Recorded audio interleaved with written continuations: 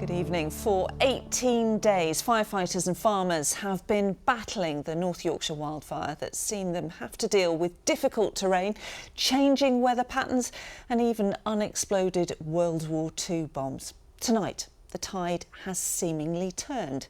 For now, that is. Yes, Fire Chief said today that the Langdale Moor fire, which has now covered 25 kilometres, has been contained. But efforts are still ongoing tonight to prevent potential flare-ups, the likes of which we've already witnessed. In a moment, we'll hear from the Chief Fire Officer about his decision to call for national resources this week. But first, let's head to Amelia Beckett, who's been near Ravenscar today. And Amelia, as you've seen firsthand, flare-ups can still happen, can't they?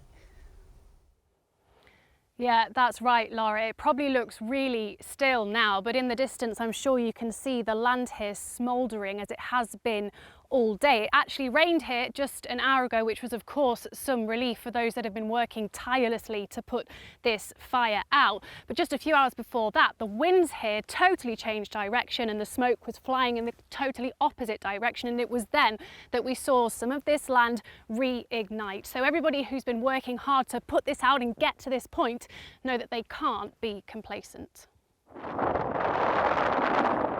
It is an apocalyptic landscape, not yet out of the woods. What once was lush moorland, now charred black ground. And whilst heavy rain overnight brought some light relief, today volunteers from dozens of miles away continue to pour water to halt the spread. Tom has been here since Tuesday, working non-stop, even sleeping in his tractor. I've had about 4 hours sleep in total. Yeah, it's I just can't believe the sheer size of it, really. As you can see over there, it's progressing this way, unfortunately. But we're doing our very best to keep on top of everything. It's not good, really, but like I say, we're going to try and keep on top of it and do our very best to, try and keep it contained. This was the picture here just 2 days ago, with crews working round the clock ever since. And while the flames have largely been extinguished here, you can see just how much it's still smouldering. The heat here runs deep within the peat, so one change in wind direction could mean those flames reignite, as we've already seen here today, which means there's no room for complacency.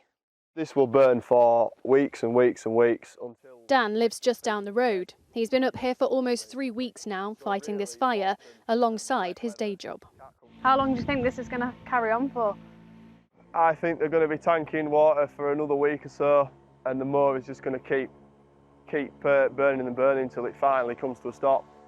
But this will go on for weeks, even months.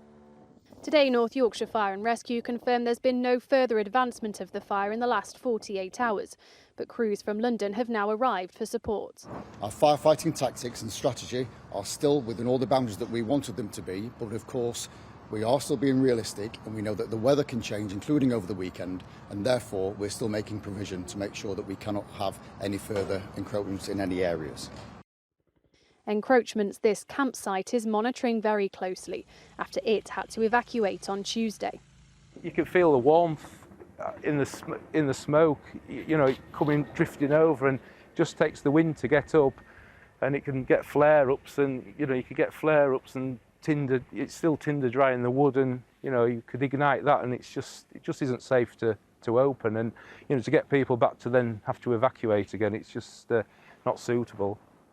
So while there is some relief this fire has stopped spreading for now, tonight a nervous feeling still hangs in the air. Amelia Beckett, ITV News, Ravenscar. Well, let's go back briefly to Amelia Beckett now, who's still near Ravenscar. Some incredible scenes over the last few weeks, Amelia, and such devastation. Is there any idea yet about what caused it?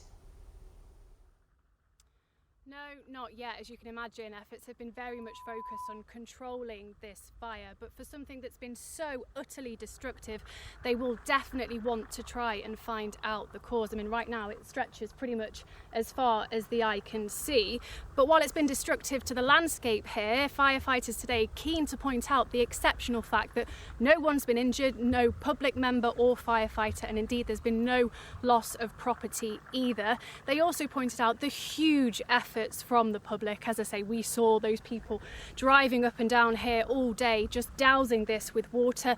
Not only that, a GoFundMe, which was set up to try and help them with food and water, has reached almost £50,000.